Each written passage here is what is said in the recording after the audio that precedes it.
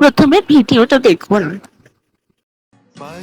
রবি ঠাকুর বলেছিল, ঘরের মধ্যে তুমি যত ইচ্ছা কাঁদো, কিন্তু দরজা সবসময় হাসি মুখে খুলবে। কারণ যদি কেউ দেখে নেয় তুমি ভেঙে পড়ছো, তবে সে তোমায় আরো ভেঙে দিয়ে যাবে। চলুন কিছু কমেন্ট পড়ে আসি। সিআইডিতে লাশের অভিনয় করবি ভাই?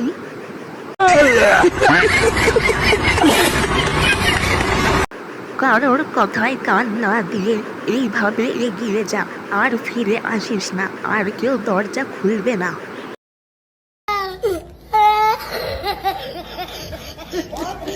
ভাই ভালো ভিডিও বানাইছিস, এরোপ্লেন মোড অন করে আপলোড কর।